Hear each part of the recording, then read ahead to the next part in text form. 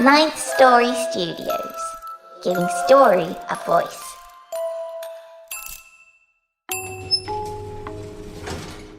Welcome to the lift. Get ready to take a ride.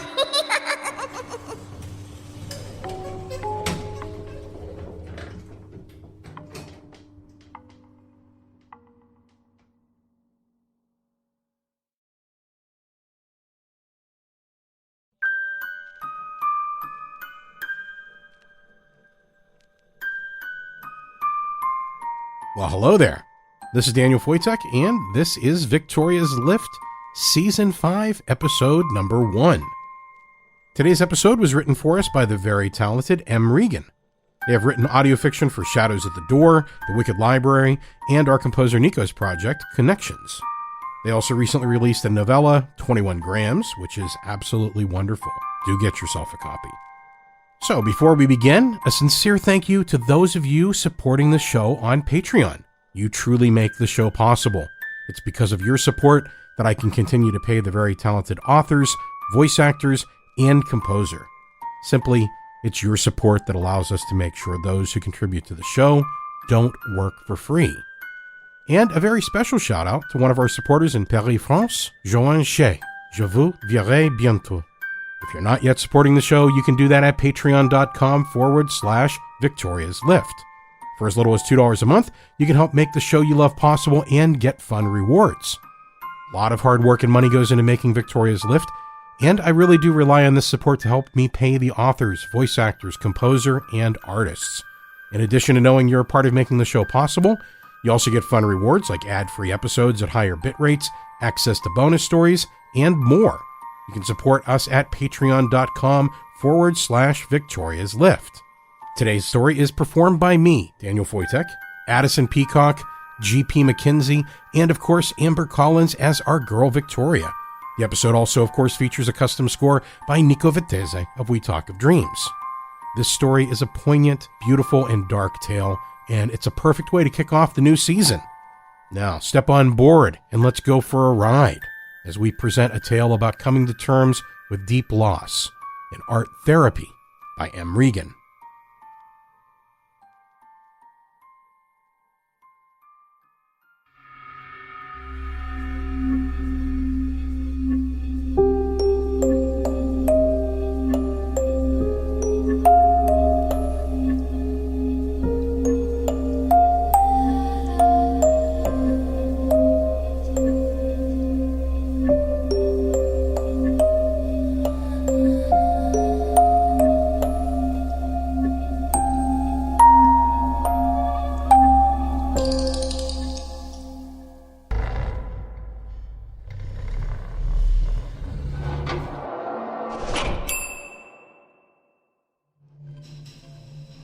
Victoria's Lift, Season 5, Episode 1, Art Therapy, by M. Regan. There is a basket on the front desk, a little wicker one, its rattan strands woven into an assemblage of hollow stars. Robin hadn't lingered over it when checking in, confused as they had been by a building that looked nothing like Google Maps had said it would, and the fact that a child appeared to be the only available member of its staff. But the girl seemed to know what she was doing, and this place did tout itself as being family-run, so Robin hadn't asked questions. They simply allowed themselves to be directed towards one of the lobby's velveteen chairs. Now that they are settled in, though, Robin finds themselves wishing they had borrowed that basket. Sure, they could ask after it, or even get up and grab it themselves, but God only knew the sort of looks and questions that doing so would earn them, which would, in turn, defeat the whole purpose of collecting it. The reason they want that arrangement of purple carnations, snapdragons, and ferns is to avoid judgment, because, as it is, working with the subject that they've chosen, judgment is inevitable. Robin is going to get judged, and they'll undoubtedly deserve it. Not that the little girl has said or done anything to suggest she might disapprove of Robin's rendition of her. If anything, she has been very supportive, or at least very still, which, when it comes to modeling, is more or less the same thing. But however polite her parents had raised her to be, that demureness would no doubt change to derision when she saw the exceptionally unflattering nature of Robin's work. So, Robin, tired and twitchy, clutches their sketchbook closer to their chest, hiding the unfinished portrait from view. Old habits, as the expression says. It's not what Rosette would have said. Robin, half the reason you think you're terrible at art is because you draw everything with T-Rex arms. I promise I won't look, alright? But please, I'm begging you to put the sketchpad on the table. Give yourself a chance here. In awkward, erratic motions, Robin drags a number 2 pencil up and down the paper they are presently sullying. Line by line by line, bit by bit by bit, the pencil gives more and more and more of itself away. And for what? This doodle doesn't mean anything now, and it won't mean anything when it's finished.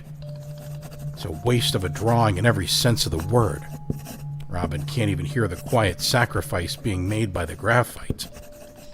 Its loss is lost beneath the tinkle of the child's music box. They shouldn't have let themselves get coerced into coming here. They should have lied. This is all... It's such a waste. It's not. Excuse me? I can't just yet, I'm afraid. But when we're finished here, I hope to. Okay.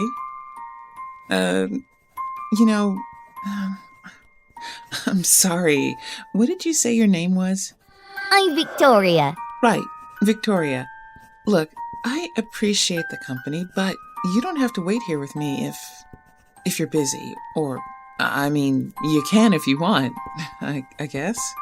But I don't know how long I'm going to have to be here, and I'm sure there's probably better things you could be doing with your time, and... Aren't you a poet? Robin isn't sure what startles them more, the abruptness of this non sequitur, or the fact that Victoria is correct. They are a poet. How does she know that, though? It's not like Robin's reputation precedes them exactly. Has she been told? It's possible, Robin supposes. Rosette's brother had been the one who had set up and dragged Robin to this appointment. Maybe Robin's poetry had come up as part of the new patient information that Sebastian had supplied. I suppose that makes sense. Still, Robin finds themselves unable to do anything but stare at the child in surprise. You've been published a substantial number of times. Your work is quite good. I was especially fond of your recent piece in the Deadlands. The one about the ghost guiding the little girl. What was that called again? Owl's Head, 1980s. Yes, that one. But, after reading it, I rather thought you'd be better with words. More intentional with meaning. That's what's important to you, isn't it? Words. Saying them. I mean, yeah, but writing is different, okay? You can take time to choose what you want to say. I am fond of choices. And when you're writing, you can always go back and delete something or edit it or add to it, and you can't do that when speaking. I'm not as good at speaking. I don't really want to talk about myself. That's unfortunate, given where you are. Yes, but my session hasn't started yet, so please, I'm trying to practice. Practice what? Drawing. I'm not sure what kind of art I'll be asked to try during therapy, so I figured practice. I just want to be good enough to be told I can be done. I don't believe that's how therapy works. I don't want to talk about that either, Victoria. Tetchi, is there anything you do want to talk about? There isn't, really. But if Victoria is going to insist on conversation, then Robin would rather be the one to steer it. We could talk about you, or You could tell me about that music box you've been playing with. Is it an heirloom? It's very pretty. And the music is nice. Thank you. I am fond of it, cheeky as it can be at times. Giggling to herself, Victoria flicks the edge of the music box, as if in gentle rebuke. For a moment, the melody falters, the box trilling a discordant protest. Not that it's an actual response to Victoria's teasing, of course. It's nothing so anthropomorphic as all that. It's simply that the mechanisms within it have been jarred, obviously. Sure. Well, be careful with it. Anyway, it looks old. I'd hate to see it break. Oh, you'd not be alone in that. Are you going to include it? What? My music box. Are you going to include it in your drawing? Would you like me to hold it a certain way? I'm happy to pose it however the artiste sees fit. Oh, no, it's okay. I wasn't planning to. I'm not really in... There's a reason I'm practicing. I'm more of a poet, like you said. No real talent at drawing. Even if they had given themselves a chance, as Rosette would have put it, Victoria's music box is far beyond Robin's underwhelming artistic abilities. Sure, the box itself is simple, but the looping arrangement of Celtic knots welded onto its lid are intricate enough to hurt the eyes. Robin tries not to linger on them, or to follow the girl's finger as she begins to idly trace their ceaselessness. Beautiful, aren't they? This one here, on the top, it's called a Dara knot. It's designed after the Celts' Cran Betha, or Tree of Life, which was itself likely inspired by the Norse's sacred Yggdrasil. The Dara knot is a symbol for strength, wisdom, power, and endurance, designed to represent the hollowed oak and its roots. Do you like symbolism, Robin? It's a powerful tool for artists of all ilks, as I understand it, and used to hide lots of secrets, coded messages, like puzzles. Do you enjoy solving puzzles? I guess.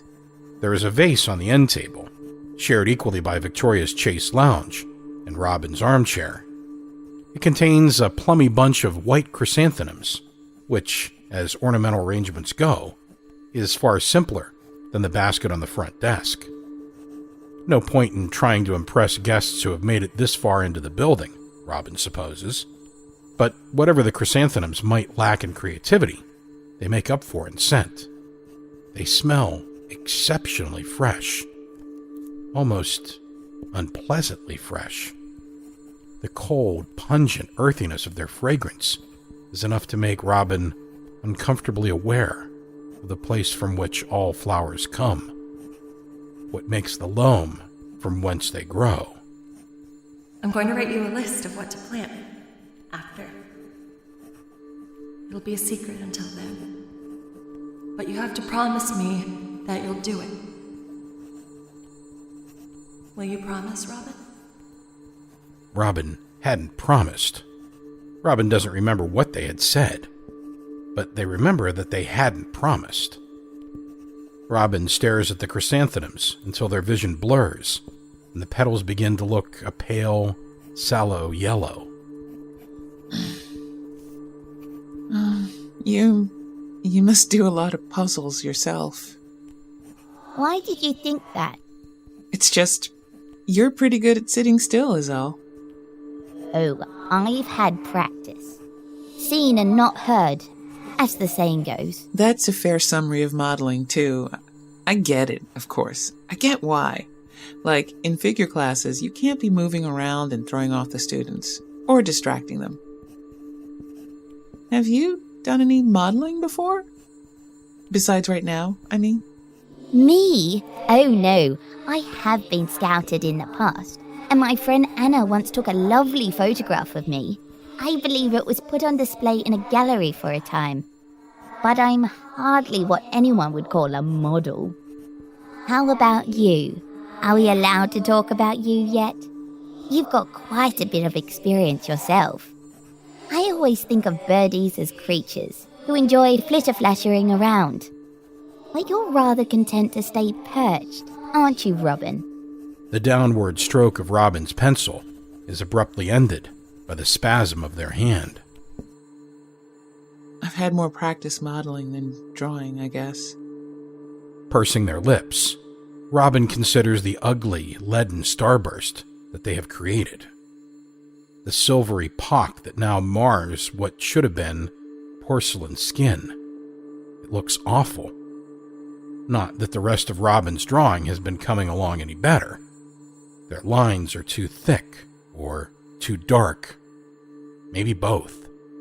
Something had gone very wrong anyway, and Robin can't quite pinpoint the root cause beneath the symptoms. They can only frown at this uncanny cartoon that defiles their sketchpad. On paper, Victoria's lopsided eyes stare back. Her pigtails, a pair of gravity-defying corkscrews, prod uncomfortably at the white abyss. The vintage violet dress she wears is a patchwork of sharp angles. If Robin had not spent the past few weeks making a concerted effort to keep everything together, they would have ripped the page and the sketchbook, and God knows what else, to ribbons. Would you like to talk about the modeling practice you've had? Not really. Shading. Maybe shading will help. Robin applies themselves to pooling shadows beneath Victoria's nose and chin, pressing so hard with their pencil that the surface of those puddles starts to shine with reflected light. Excess lead is wafted about by their frantic scratching. Those motes become smudges beneath the heel of their palm. Darkness spreads, leaving stains exclusively where Robin doesn't want them. Yeah, that sounds about right. Robin has said it before, and they'll say it again. They're shit at this. You are not shit at this. You're dramatic, that's all. Look, see here? Your proportions are getting better. And there's a lot of great energy to this part, where her hair hits her shoulder. It's a good effort, sweetheart. Robin can almost hear Rosette say, her voice soft in that way it would get when she was trying not to laugh at her poor, frustrated partner. You know, a poem and a sketch are both built from connected lines. But in the case of the latter, those lines don't need to be quite so distinct. Maybe try again? Stubbornly, bitterly, Robin does not try again. They keep adding more lines, more shadows, more, until the whole damn page is less a portrait of Victoria and more a reproduction of that writhing black pit that exists where Robin's heart had once beat. Poised demurely on the end of her seat, Victoria cocks her head, watching with bemused interest as Robin's scribbles go from guarded to harsh to wildly erratic. What are you doing, Robin? Isn't that the question? I'm expressing myself. Is something the matter? Is something the matter? Is something the matter? Robin wants to laugh. They can feel the sharp of the sound in the base of their throat, digging into soft, vulnerable places in a way that leaves them tasting blood. Maybe opening their mouth and spitting out those broken noises would help. But no. Robin suppresses the urge. Laughing would be inappropriate. Laughing would make Robin look crazy. Robin is already worried that they are going crazy. Maybe it's because of this antiquated space, but they find themselves imagining the inside of their own soul like it is one of those old-fashioned phone operator rooms. Their heart and brain connected by a switchboard of multicolored cables. And they are desperately yanking at live cords, tugging them out of plugs and sockets, because they know that all the wires have recently been crossed, and they just haven't had the time or the energy to figure out how to fix them. Theoretically, Robin supposes, now would be the time to fix them. Now is when they ought to muster up what little energy they have and try to sort everything out. That's the reason people go to therapy, isn't it? Robin presses their fingers flat to the paper, smearing its Gordian tangle of lines into a single stagnant swirling awfulness. It's fine. It doesn't have to be. It's nothing. I mean, it's not nothing. I'm sorry. Are you? Why? I'm being dramatic. You're experiencing emotions. There is a difference.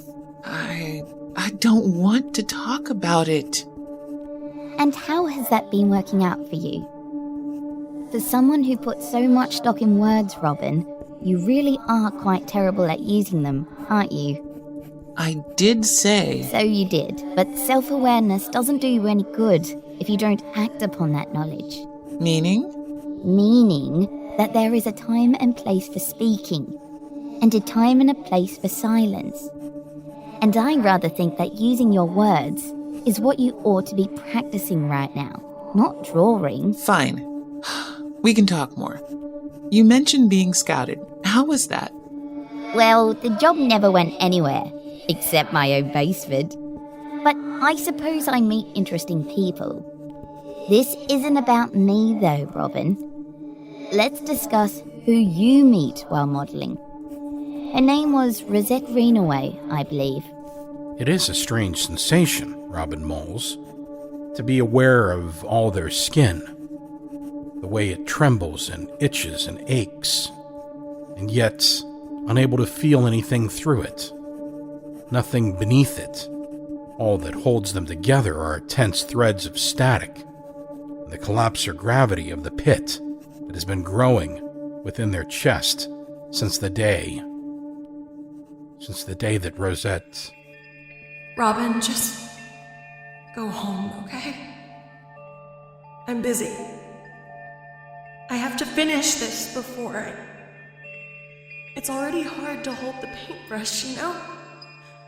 I don't have much... There isn't much time left. Have you heard that old superstition? The one about cameras? And how they trap people's souls? Lashes flickering low, Victoria shifts to catch Robin's eyes, holding their gaze over the zinnias in the vase at the end of the table. The blossoms are a natural kaleidoscope, comprised of reflections, inversions, and complementary copies, all shifting like shards of loose glass. Well, that would be the poetic comparison anyway. The analogy that Robin might have written before everything. But now, what each petal most reminds Robin of are brushstrokes. Hundreds of meticulous brushstrokes, layered with infinite patience. There are reds and yellows. There are whites and magentas. There are mixes that, in their gradients, blend the bouquet into a cohesive whole. Almost literally. Robin would believe if the blending were literal, something accomplished with tempera and time. There is an intensity to the flower's colors, a pureness of hue that, to this point, they have only seen in paint pigments squeezed directly from the tube. The thought, in turn, squeezes something in Robin's chest. Victoria offers a sympathetic giggle. Oh, Robin, you needn't worry about that. It is only then that it occurs to Robin that something doesn't seem right about this. About any of this, really. But especially about how vibrant those zinnias are.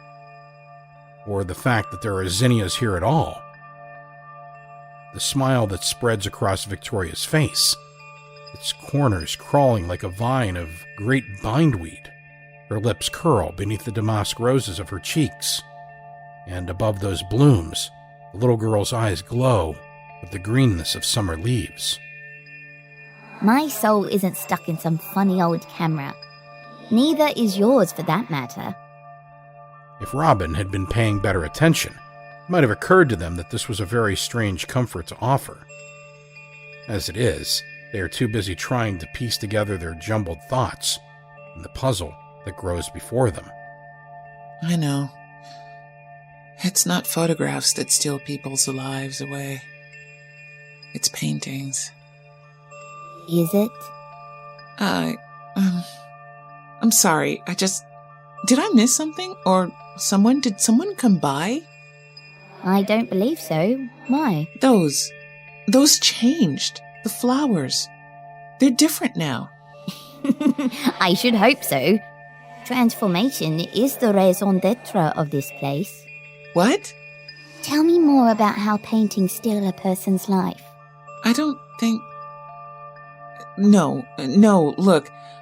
I'm sure your mom or dad or whoever is a good therapist, and that you've picked up a few tips and tricks from them.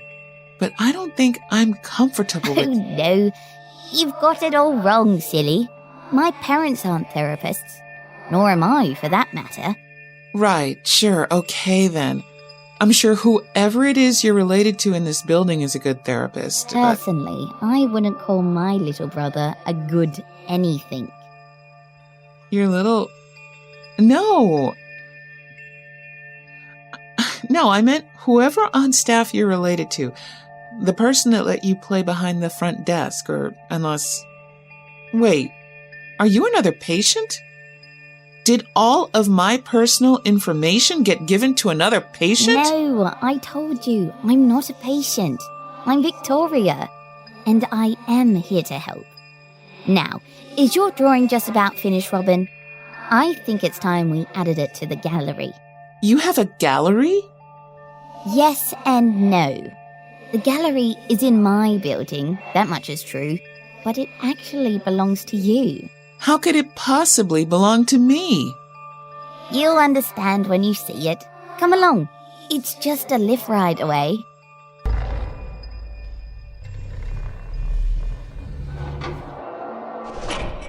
The lift in question is an elegant snarl of wirework and polished brass, waiting with doors wide open on the far end of the lobby.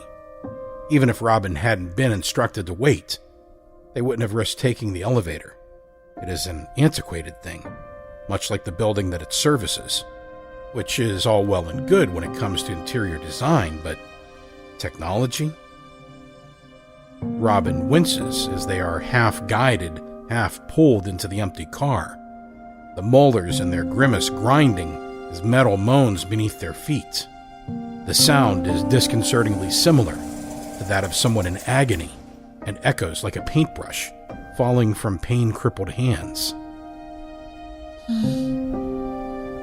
Can't we take the stairs, please? I'm afraid not. Stairs offer too much autonomy. What do you mean by that? I mean that if you'd been able to climb the stairs and face what needed facing by your own power, you wouldn't have found yourself here in the first place. How could you possibly know? On the day of Rosette's death, how long did you stand at the base of the hospital steps? If Robin hadn't already been staring at the floor, willing it to maintain its structural integrity, then they would have believed it had collapsed beneath them, dropping them into the void. That's not fair. How long, Robin? You don't understand. How long? An hour. When I got to the hospital, she was still alive. That's what they told me. After. But I was so angry. I couldn't make my body move. I couldn't take the first step. I just stood there, staring at them. That's why I never got to say goodbye. Exactly. And so, I'm afraid the stairs won't take you to the place you need to go.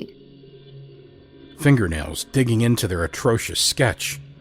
Robin sniffles, glowering at their acrylic spattered shoes. There are still scuff marks on the toe caps, left behind by the concrete of that first step. It wasn't my fault. Not really. Not completely. Rosette was the one who told me to leave. She was the one who wanted to finish that stupid picture. It was more important to her than spending time with me, even at the very end. Yes, that was a funny choice on your part. On my part? Well, she gave you another option, didn't she? I try not to judge more than is necessary, but I must say, I struggle to understand why you choose to honor her second request rather than her first. I suppose a proper therapist might cite the very human instinct to let go of something before it can hurt you. But does that really apply here? It seems to me that you're much more deeply hurt now than you would have been otherwise. Robin wants to scream at her, would scream at her, were they able. But Victoria's words had struck them like a punch to the gut, rendering Robin breathless, speechless, and stunned. All that moves are Robin's molten glass tears, threatening blisters as they slide down their cheeks. One lands atop the drawing, further smearing Robin's horrendous rendition of Victoria. The other splatters on the elevator's floor tiles, oozing through the cracks in the grout and feeding what grows there. Wait, what grows there? Turning their head, Robin stares into the dirt-dark shadows that conceal the lift's back corner, and yes, there. Just there's a plant. A flower? A creeping, ligneous stalk poking through the grate where the wall and flooring meet. It is small yet, and as immaculate as any springtime bud. But before Robin's bleary eyes, a cluster of star-white flowers bloom upon that straining branch. A series of strange constellations, connected by lines drawn down silken petals. Robin, baffled, blinks at the asphodel. The asphodel, resolute, waves hello. Or it seems to, anyway. It doesn't really. No, of course not. It's simply stuck in the lift's hidden mechanics, made to move as the gears do. Why is it there, though? How? Where is it rooted? In the shaft's foundation? If a dandelion can push through cement, Robin reasons, it's technically feasible, but Christ, is it taller now? Just a moment ago, it had barely reached Robin's ankle. Now it's at their shin, their knee, and... oh, there's another one, and a third. The tallest of its spikes, reaching through the ornate bars that knot beneath the operating panel. Oh dear, I rather thought we had more time. My own fault for chattering, I suppose. 6th floor. The announcement is punctuated by a bell's cheery toll, and the unpleasant elastic straining of weeds struggling to remain rooted. Their effort is valiant, but no match for the lift.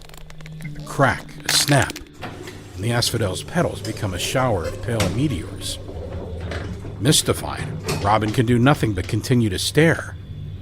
The ruined stems remain threaded through the elevator's decorative gaps, clinging to the car's bottom with the tenacity of severed hands. Beneath the lift's rumbles, Robin can hear those desiccated offshoots judder and jabber and jostle around uselessly. It is useless, isn't it? What? Regret. Unless it inspires some manner of change, it's useless. What are you talking about? Did you just read my mind? Here we are.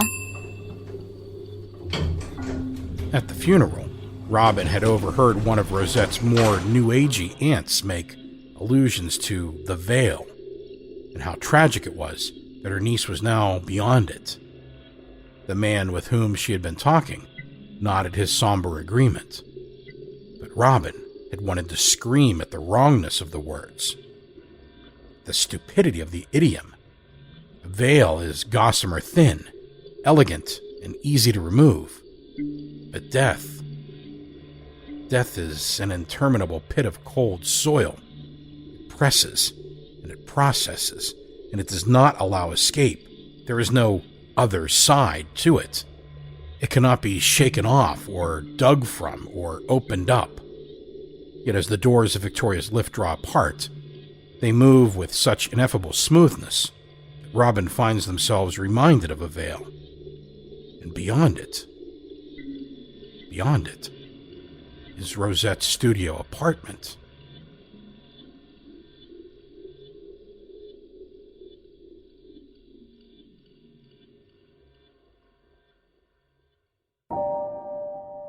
This isn't possible.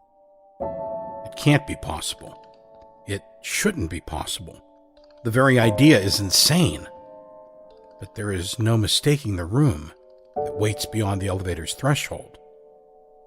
As small and as sunlit as it had always been, it is exactly as Robin knows it should be. Not one pen is out of place. There in the corner is the wobbly old stool that Robin used to model on, its uneven leg missing flakes of blue paint. There on the kitchenette counter is the porcelain bowl that Rosette used for water and painting after the incident with the tea mug. And there on the window seat is the unfurled crocheted blanket, a signal developed to let the other know that they needed to sit down and talk. So, I got a call from the doctor today about my test results. And the news wasn't good, Robin. A surge of emotion rushes through Robin, too virulent and powerful to be understood. All they can do is hold their breath and endure it. They try not to be swept away. Come back, please, Robin. You've been to enough exhibits to realize that they are meant to be viewed in a certain order. Robin startles, finding themselves in the middle of the room before they even realize they'd moved. Victoria lingers behind them, staring pointedly at a nearby wall. Robin doesn't question her attention at first, having themselves spent countless hours admiring the rainbows painted across it by Rosette's sun catchers.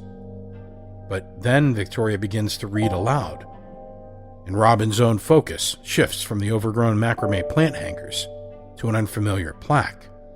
Welcome to the Eglantine Gallery. A tangle of the flowers in question cascade over the sign's edges, hanging from its ornate metalwork by the hooks of its thorns. The sunburst yellow center of the blossoms paint their own rainbows, and Robin gawks at the prismatic petals, vibrantly pink and smelling of apples. This doesn't make sense. Doesn't it? Given your artistic history and the theme of the collection, I'd argue that it's exceptionally well suited. Not the name. I mean this. All of this. This isn't an art gallery. It's an apartment. It's Rosette's apartment. Except it can't be that either. We sold Rosette's apartment months ago. This stuff too. This can't be here. We can't be here. And we aren't. But we aren't here. At least not the here to which you are referring. Like I said, we're in your gallery, in my building. Does knowing that make you feel better or worse? I feel like I'm losing my mind. Believe me, there are worse things to lose. Why are you doing this? The clue's in the name. Honestly, Robin, symbolism is as prevalent in poetry as it is in physical art. Start thinking like an artist, a poet, a puzzle solver. Now come along. Take me on the grand tour. Oh, let's start over here, shall we? With one small hand, Victoria gestures to a canvas hung on the other side of the room. Robin doesn't remember there being a painting above the wobbly old stool, but much like the bouquet in the lobby, it's undeniably there now. Robin isn't even surprised anymore, nor do they protest when Victoria gently guides them closer, their footfalls muffled by worn carpet and an elegiac melody. Hidden somewhere amongst Rosette's many trinkets, the music box trips over the notes of a chord. Tell me about this painting, please. It's a close-up of petunias, done in watercolors. And? True art is never just what one sees on the surface. There is always other messages. Maybe they are meant for one person or all people, or just the artists themselves. but they are always there. So dig deeper. What do the petunias mean, Robin? They mean resentment. They mean anger. Over what? Life. Everything. My parents had basically washed their hands of me. I was stuck sharing a house with 6 of the world's shittiest roommates, and on top of that, none of my poetry was selling. I guess I wasn't suffering quite enough, to be a real artist. So I'd come over to Rosette's place and I'd sit on this stool and she'd let me bitch about it. I guess I was animated when I ranted, because one day she asked if she could sketch me while listening. I figured it was the least I could do. I didn't want to waste her time. And eventually, I don't know, I didn't have as much to complain about. And me modeling for Rosette just became a thing. And that made you angry too? You resented that? No. Many flowers symbolize more than one thing. Petunias can refer to anger and resentment, but also to hope. They used to be gifted to people you wanted to spend time with because you found their presence soothing. Intriguing. And what about that piece? Following Victoria's gaze to the kitchenette counter, Robin notices a fresco of waxen pink camellias flourishing behind the porcelain bowl. The breath that escapes them is tinged more with amusement than alarm, and again, they do not resist Victoria's pull when she drags them closer, trying to get a better look at the installation. Camellias in general represent love, gratitude, and devotion, but pink ones are often a symbol of longing. I'd been casually modeling for Rosette for about a year when she asked if I might be comfortable posing, well, naked. Oh dear. It was a perfectly professional request. It really was. Drawing nude bodies is so common a practice in the art world, Rosette didn't even bat an eyelash asking.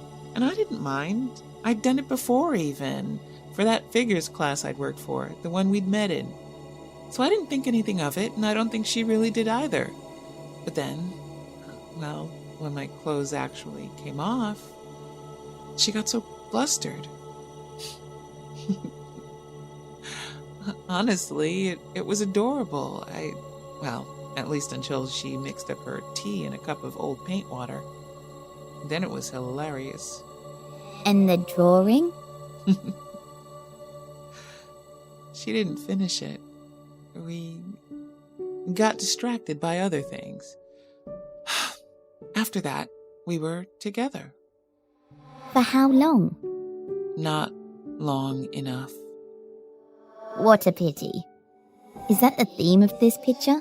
Robin does not offer an answer, as they are directed to the window seat, where, propped in the folds of the rumpled crochet blanket, is a photo-framed sketch of purple hyacinth sprouting in a garden. Well, is that the theme? Yes. 4 years isn't nothing. But we could have had more. We should have had more. Even just a little more.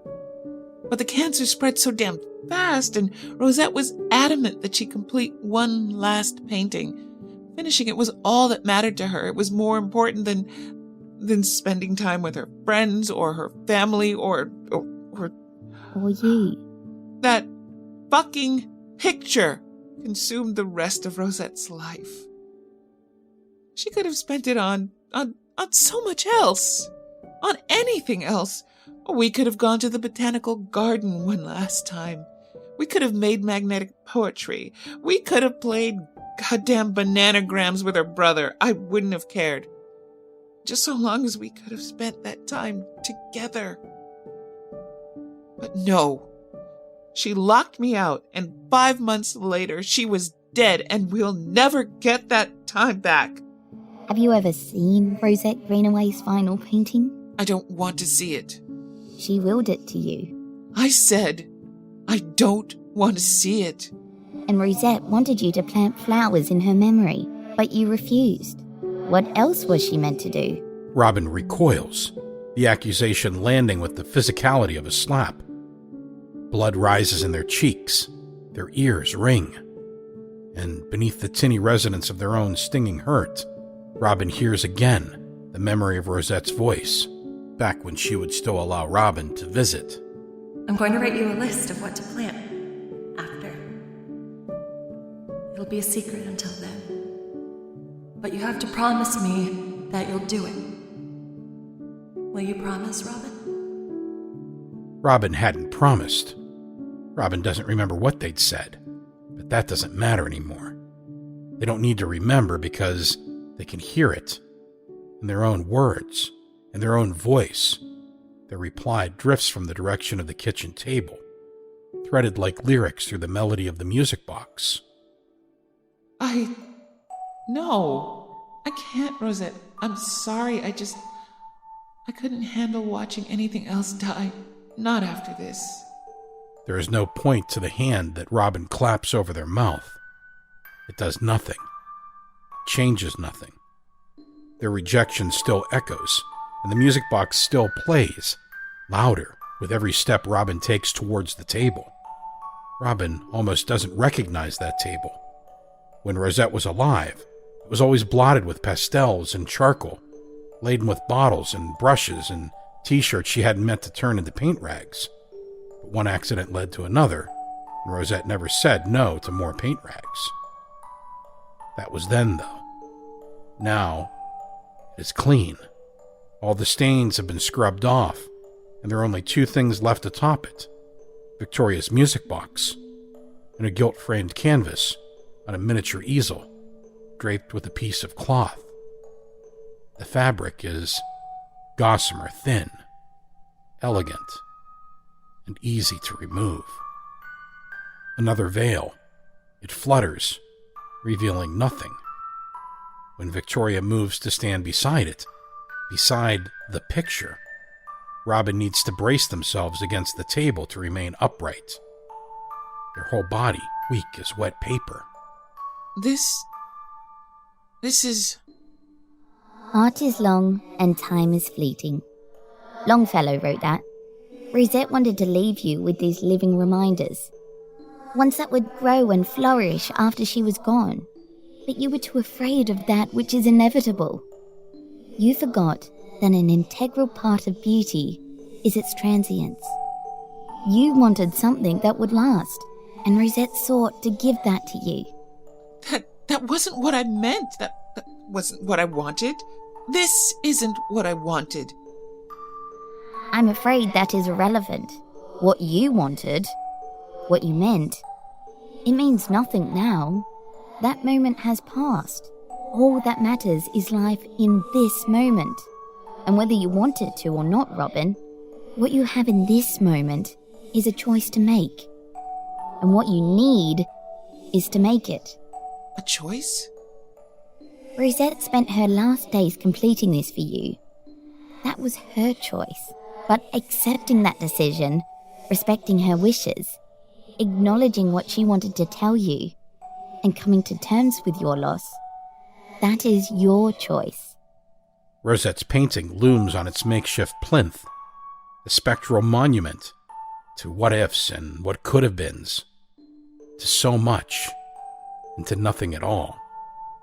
The tears are starting to well again, white hot and petaled as they spill down Robin's face.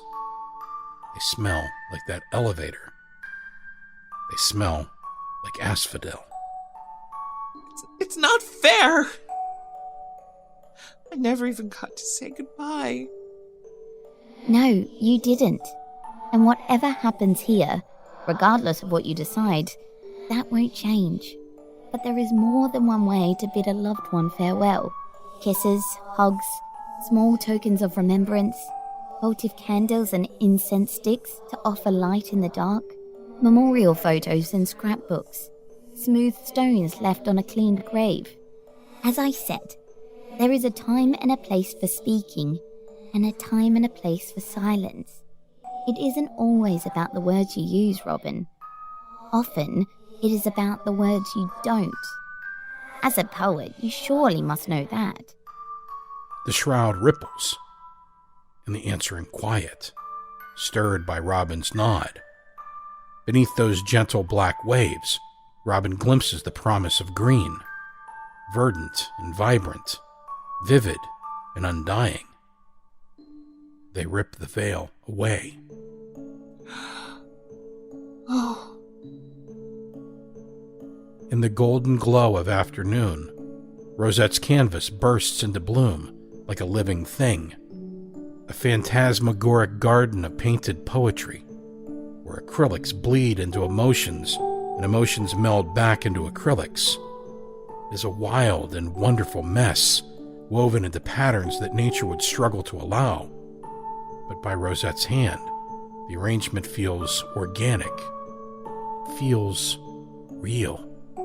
Before Robin's eyes, colors drip down the ruffled edges of gathered carnations, making the tips of their ivory petals blush. The magenta azaleas beside them act as accent, translucent and dewdropped and redolent of stained glass. White clover fills the gaps between the pale purple phlox, while around a twirling braid of morning glories cling pendant bundles of arbutus. There are orchids and tulips, asters and forget-me-nots, and there in the center, caught in a delicate breeze, a waving patch of sweet peas. Robin can almost hear the blossoms whispering against each other, soft as one hand releasing another. It is the sound of letting go. It is the sound of a goodbye. Stood patiently beside Robin, Victoria lays a palm atop her music box, ending its song.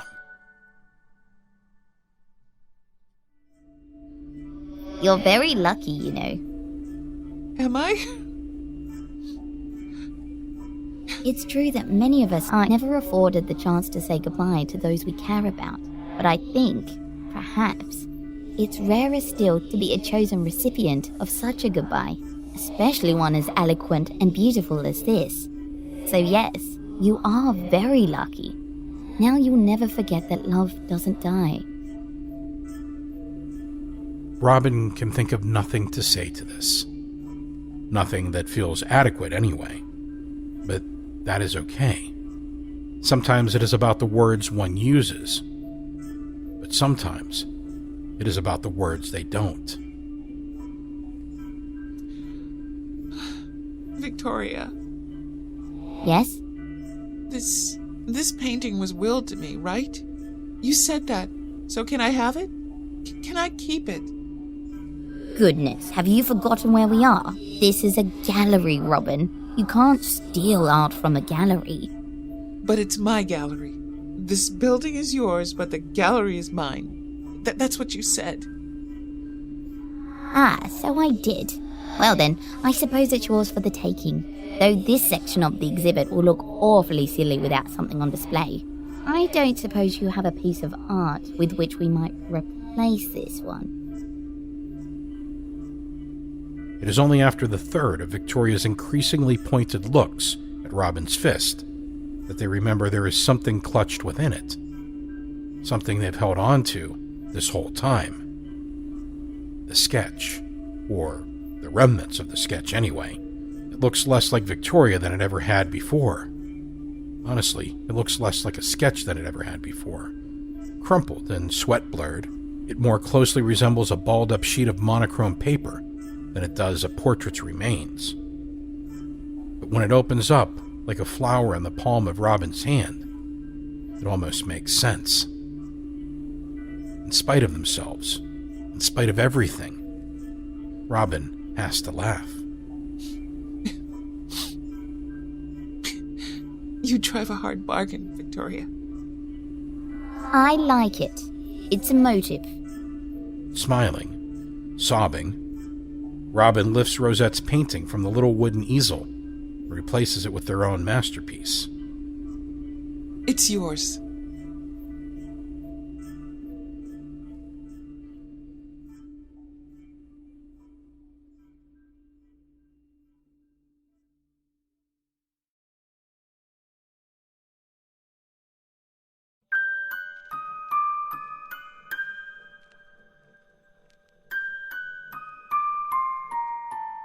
Thank you for listening to today's episode of Victoria's Lift. We're really happy that you joined us for the first episode of the new season, and we have a great season in store for you, as well as the second half of To Those Who Thrive in the Dark, our miniseries by Christopher Long. Today's author was M. Regan, with their story, Art Therapy.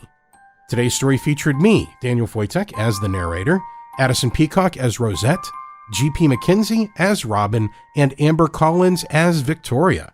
Our Season 5 producers are Daniel Foytik and Meg Williams. Our resident composer and music director is Nico Vettese of We Talk of Dreams. Our art director is Jeanette Andromeda. Artwork for today's episode was created by Greg Shaffer, our webmaster and graphic designer. Our editors are Meg Williams and Daniel Foytik. To find out more about today's contributors and our team, please visit victoriaslift.com and check out their bio pages. If you'd like to help us keep bringing you Victoria's adventures, please consider supporting us on Patreon at patreon.com/victoriaslift. You can, of course, follow us on social media on Instagram and Twitter at Victoria's Lift. Victoria's Lift is created by Ninth Story Studios, LLC. All rights reserved. Au revoir.